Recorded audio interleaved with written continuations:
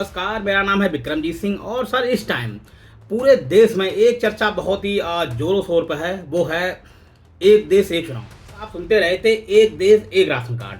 तो सर पूरा बहुत ही चर्चा ना गहन है और हम लोकतंत्र में रहते हैं और सर हमारा ये हक है कि थोड़ी जानकारी हमको भी होनी चाहिए कि राजनीतिक पार्टियां कैसे काम करती हैं और जिन्हें हम चुनते हैं, चाहे वो विधायक हों, सांसद हों, आखिर वो कैसे काम करते हैं संसद पार्लियामेंट में जाके, संसद में जाके या विधानसभा में जाके। तो सर इसी पे हम लोग आज चर्चा करेंगे कि एक देश और एक चुनाव में आखिर क्या मुद्दे हैं और क्या फ़ायदे हैं।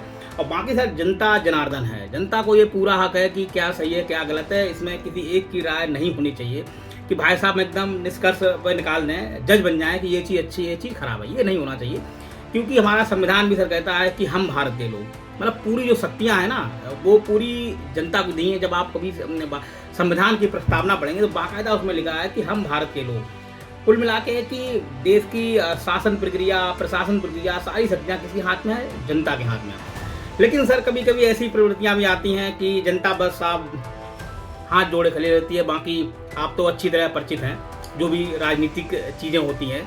तो हम आज राजनीतिक चीज़ों पे नहीं जाएंगे, बस हम थोड़ा देखेंगे कि एक देश और चुनाव का मतलब क्या है और इसके क्या फ़ायदे रहेंगे, क्या नुकसान। पर एक देश एक चुनाव का सीधा सा मतलब ये है कि जब भी आप अपने क्षेत्र में वोटिंग करने जाते हैं तो आप जब देखते हो कि आप अपने सांसद जी को चुनते हैं, विधायक जी को चुनते हैं।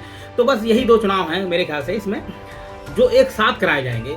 तो कुल मिला के आप ये कहिए कि अगर आप किसी पार्टी को, सर विविधताओं का देश है। आपने देखा होगा जिस तरह नहीं भारत में पूरे साल भर त्योहार चलते रहते हैं, उसी तरह हमारे देश में कहीं कहीं नहीं आप देखेंगे कि चुनाव प्रक्रिया हमेशा चलती रहती है। चाहे क्योंकि सर भारत एकदम इतना बड़ा देश है तो बहुत सारे राज्य हैं, अलग अलग चीज़ें अपनाई गई हैं। और हमारे देश में क्या है, एक संघीय प्रणाली को अपनाया गया है। तो संघीय सर प्रणाली में क्या होता है कि संघ के लिए यानी केंद्र के लिए अलग चुनाव होते हैं और राज्यों के लिए अलग चुनाव होते हैं। जैसे आप जानते हैं कि मुख्यमंत्री के लिए चुनाव होते हैं और चलते ही रहते हैं। आप देखते होंगे कि हमेशा कहीं मणिपुर में चुनाव हो रहे, कहीं गुजरात में हो रहे, कहीं अरुणाचल प्रदेश में हो, कहीं जम्मू कश्मीर में हो रहे, कहीं दक्षिण में हो रहे, तमिलनाडु वगैरह। मतलब कुल मिला के है कि पूरी साल भर भाई साहब चुनाव चलते रहते हैं। और इस प्रक्रिया में सर बहुत चीज़ें नुकसानदायक होती हैं और मतलब कुछ चीज़ें कुल मिला के इसमें कुछ फायदे और नुकसान दोनों चीज़ होती हैं। तो उस पर हम लोग आज चर्चा करेंगे। ठीक है, एक देश एक चुनाव में फायदे क्या होंगे, थोड़े फायदे देखते हैं, उसके बाद हम इस पर नुकसान पे भी बात करेंगे।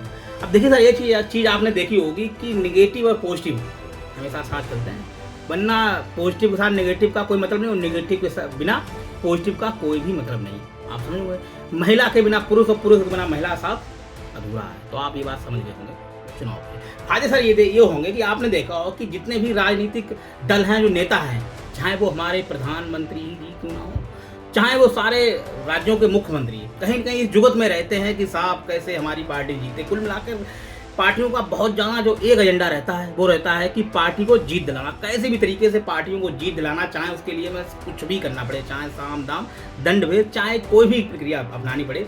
तो इस चक्कर में भैया पूरे नेताजी यहाँ से वहाँ अपना हेलीकॉप्टर और पूरा गाड़ियों का काफिला लेकर हमेशा दौड़ते रहते हैं। आपने देखा हो कहीं पता लगे उत्तर प्रदेश के मुख्यमंत्री जी कहीं गुजरात में जा रहे, कहीं दक्षिण में जा रहे।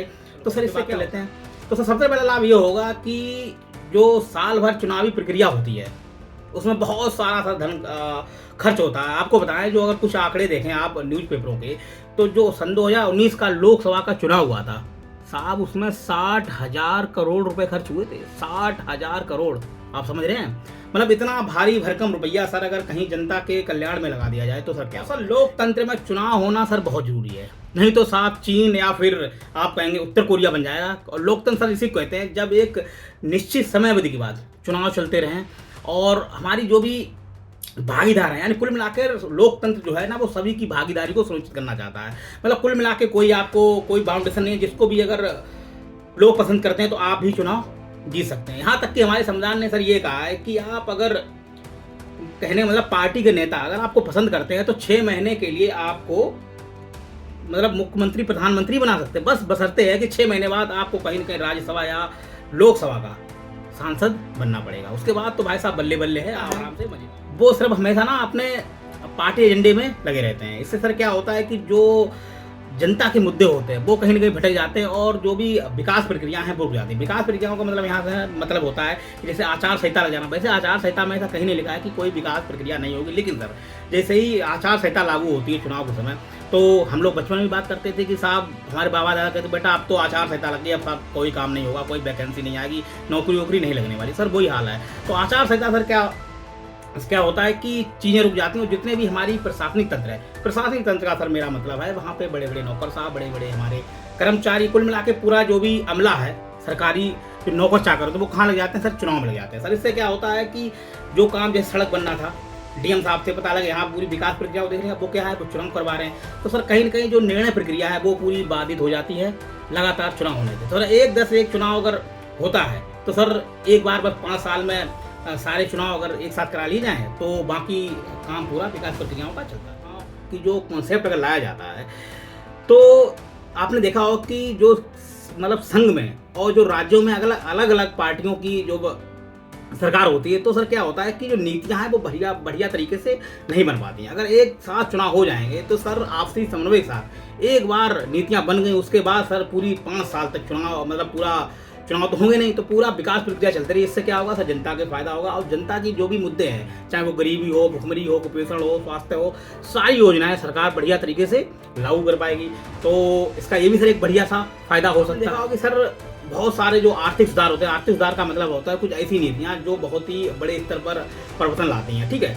तो सर उसमें क्या रहता है कि जब भी चुनाव चलते रहते हैं तो जो पार्टियां हमेशा डरती हैं कि यार अगला चुनाव फिर होने वाला, अगला चुनाव फिर होने वाला है, तो वो कुछ ऐसे कड़े निर्णय नहीं ले पाते हैं जिससे जनता का कल्याण हो सके। तो सर एक बार अगर चुनाव हो जाएगा तो पार्टियों को डर ये नहीं रहेगा कि बस आप 1 महीने बाद चुनाव है, 2 महीने बाद चुनाव है, तो हमको क्या क्या करना चाहिए। और दूसरी बात सर ये रहेगी कि जो लोक लुभावन वादे हैं, लोक लुभावन वादों का मतलब है जैसे नहीं सरकार कह देती है आपका कर्ज माफ हो गया और आपको फ्री साइकिल बांटेंगे, फ्री लैपटॉप देंगे, ये दुनिया सारी चीज़ें क्या होती हैं, आपको बिजली फ्री देंगे, इस टाइप से। लेकिन सर ये भी चीज़ जरूरी है, लेकिन मेरा कहने का सर यहाँ पे तात्पर्य इतना है कि सब बड़े स्तर पर जब चीज़ें फ्री दी जाती हैं ना तो उनका मिसयूज भी कहीं न कहीं होता है। तो सर उससे क्या आता है? आखिर एक बात आपने सोची कि ये पैसा आता कहाँ से? ये पैसा हम ही तुम देते हैं, जो हमारे करदाता हैं, यानी हम तुम जैसे लोग जो सरकार को कर देते हैं, पैसा वहीं से आता है। जब सरकार फ्री बीज इनको बोलते हैं, जब जनता को देती है तो सरकार अपने पास से कोई रुपया नहीं लाती, क्योंकि सरकार पास कोई फैक्ट्री नहीं लगी है कि सरकार बस एकदम गई रुपये छाप लिया। वो कहीं न कहीं जनता का ही पैसा होता है। उससे क्या फर्क होता है कि सरकार ना बहुत ज़्यादा उस पर टैक्स बढ़ा देती है। आपने देखा हो कभी सेस बढ़ा दिया, कभी पेट्रोल कुछ दाम एक्स्ट्रा कर दिए या सेस कर दिए, इस टाइप से सरकार टैक्स लगाती है। तो सर इससे क्या आता है? कुल मिला के ये सारा जो पैसे का जो वित्तीय भार है वो जनता पे आता है। तो सर इससे भी फायदा होगा। और दूसरी बात सर, महंगाई से बचा जा सकेगा। आप कहेंगे सर महंगाई से क्या लेन देन है यार, चुनाव का महंगाई? अरे सर बहुत ज़्यादा महंगाई का चुनाव है, बहुत लेन देन है। आप एक बात बताइए सर, जब 60,000 करोड़ रुपया लगभग जब खर्च होता है तो वो रुपया मतलब कहाँ जाता है? कहीं न कहीं वो हमारी अर्थव्यवस्था में ही इंजेक्ट होता है। जब सर इतना भयंकर तरीके से रुपया आता है ना तो लोगों के पास पैसा कहीं न कहीं किसी तरीके से आ जाता है। तो सर डिमांड हमारी एकदम ना हाई हो जाती है। सर क्या है कि हमारे पास इतना उत्पादन होता नहीं है, और जब सर डिमांड हाई होती किसी चीज़ की तो आपको मालूम है सर महंगाई तो आनी है। कहने का मतलब इतना है कि घर में आपके अगर सिर्फ 100 रुपये हैं और आपके बच्चे अगर मांगने वाले 5 हैं तो सर महंगाई तो आने वाली है। तो आप किसको देंगे किसको नहीं देंगे, तो आप कुछ ना कुछ ऐसे रेस्ट्रिक्शन लगते हैं जिससे अर्थव्यवस्था को नुकसान होता है। तो सर ये भी एक फायदा होता है। भ्रष्टाचार, अरे दादा क्या बात कर दी यार। भ्रष्टाचार तो सर ऐसी चीज़ है जिसने पूरे देश को ना त्रस्त कर रखा है। सब परेशान है सर भ्रष्टाचार, सरकारें परेशान है, नौकर साहब परेशान है, और खासकर साथ जनता, माशाअल्लाह मतलब इतने लोग परेशान है क्या बताएं। तो सर भ्रष्टाचार पे भी लगाम लगी। आप सर कैसे लगेगी? जब सर एक साथ चुनाव हो जाएंगे तो जो राजनीतिक पार्टियां कहाँ से जुटाया जाए, तो सारी पार्टियां इसी में जुगाड़ में रहती हैं। तो सब जब चंदा कहीं कहीं से आता है, अब एक बात बताइए, कोई भी बड़ा कोई भी कॉर्पोरेट घराना फ्री में तो पैसा यार कोई नहीं देता, कोई नहीं देता भाई। आजकल 1 रुपया तो कोई देता नहीं है। तो फिर भारी भरकम जो रुपया है जो चंदा दिया जाता है राजनीतिक पार्टी को, तो उसका कहीं कहीं इम्पैक्ट ना जो हमारी नीतियाँ उस पर भी पड़ता है। आप अक्सर सुनते होंगे, आप कहते हैं कि ये चीज़ प्राइवेट कर दी गई और सरकार ने ये चीज़ भेज दी। तो इस पर कहीं कहीं जब चंदा पार्टियों के पास आता है तो सर थोड़ा नैतिक दबाव के साथ और भी दबाव होते हैं, तो कहीं कहीं नीतियाँ ना उनकी तरफ झुक जाती हैं। ऐसा मैं नहीं, आलोचक कहते हैं सर, मेरा उसमें कोई हाथ नहीं, मैं बता रहा हूँ। सारे ये वर्ड किसके हैं? सब सारे आलोचक जो भी राजनीतिक विश्लेषक हैं, चिंतक हैं, ये सारे वो चीज़ें बताते हैं, ठीक है। तो सर भ्रष्टाचार पे लगाम लगेगी और जो कुल मिलाकर नीतियां बेहतर बनाई जा सकेंगी। मेरे ख्याल से आप बिल्कुल समझ गए होंगे जो मैं कहना। सर नौकरशाही, भाई साहब चुनाव करा के परेशान है, मतलब जूझते रहते, कहीं यहाँ बोरिया बिस्तर लेके एकदम गर्मी सर्मी में पूरा। भाई साहब बहुत लोग काफ़ी लोग की लोगों की डेथ भी हो गई थी, आपने सुना होगा, जो भी चुनाव हुए थे गर्मियों में। तो सब बहुत सारी समस्या होती है और सरकार को भी रुपया खर्च करना पड़ता है। तो सर भाई नौकरशाही है वो भी अपने कामों पर फोकस कर पाएगी, जो भी सरकार के काम होते हैं और जो जनता के काम होते हैं रोजमर्रा के। तो सर इससे भी फायदा होगा कि नौकरशाही को कहीं ना कहीं ये मानसिक तनाव दूर होगा और अपनी जो रोजमर्रा की चीजें हैं सरकार, कुल मिला के कहीं ना इसका सरकार को ही। फिर आते हैं कि एक देश एक चुनाव की कमियां क्या हैं। देखिए सर, जिस चीज की अगर कोई अच्छी चीज होती है तो कहीं ना कहीं उस चीज की कमियां भी होती हैं। तो सर एक मेरे मतलब जो भी विश्लेषक हैं, जो मैं पढ़ रहा था कि इसमें ना जनता के पास सर सीमित क्या नाम विकल्प रह जाएंगे। कहने का मतलब ये है कि अभी सर जैसे मान लो संघ के कुछ और मुद्दे होते हैं और मतलब जो राज्यों के स्थानीय मुद्दे कुछ और होते हैं। तो सर अगर एक बार चुनाव हो गया और मान लो 5 साल के लिए सारी पार्टियां मतलब चुनाव हो चुके हैं, तो जवाबदेही कम होगी। जवाबदेही का मतलब होता है, मैं कहना चाह रहा हूँ, जैसे कि अगर केंद्र में कोई सरकार अच्छे से काम नहीं कर रही है तो जनता क्या कहती है कि भैया इसको ना स्टेट में वोट नहीं दूंगा, इसने बहुत बुरा काम किया। या फिर कोई पार्टी स्टेट में बुरा काम कर रही है राज्यों में, तो कहता है इसको तो हम कहीं वोट नहीं देने वाले, ये बहुत बुरा है राजनीतिक दल, मतलब कुल मिला के हम इसको ना हटा देंगे। मतलब ये कहने का मतलब जनता के मन में रहता है कि अगले ही चुनाव में हम सबको, वही बात है कि एक बार चुनाव होने से जनता के पास सीमित विकल्प रह जाएंगे। ठीक है। और दूसरी बात सर ये होगी कि अगर एक साथ और एक मतलब चुनाव होते हैं एक देश में, तो सर क्या होगा कि जो राष्ट्रीय मुद्दे मतलब होता है हमारी जो सुरक्षा हो गई या फिर मुद्रा हो गई या फिर और जो मुद्दे होंगे जो अंतर्राष्ट्रीय और राष्ट्रीय मुद्दे के होते हैं, मतलब स्तर के होते हैं, तो सर वो कहीं ना कहीं ना स्थानीय स्तर पे हावी हो जाएंगे। क्योंकि सर संघीय व्यवस्था इसलिए बनाई गई थी, संघीय व्यवस्था, ताकि जो स्थानीय स्तर की समस्याएं हैं, स्थानीय स्तर की समस्याओं का मेरा मतलब होता है कि प्रत्येक राज्य की अपना अलग समस्याएं होती है। जैसे ठीक है, कहीं पे संसाधनों का अलग बंटवारा तरीके से किया जाता है, कहीं पे क्या नाम रोजगार अधिक है या कम, मतलब कुल मिला के जो स्थानीय स्तर पर जो भी नीतियां बनाती हैं वो अपने हिसाब से बनाती हैं। तो सर क्या होगा कि जब मतलब सेम टाइप की सरकार बनेगी, चाहे एक राज्य संघ मतलब कुल मिला के संघ में और राज्य में अगर एक ही दल की पार्टी है, तो सर कहीं ना कहीं जो स्थानीय मुद्दे होंगे वो धूमिल हो जाएंगे और राष्ट्रीय मुद्दे उन पर हावी हो जाएंगे। तो सर इससे कहीं ना कहीं जनता को समस्या होगी।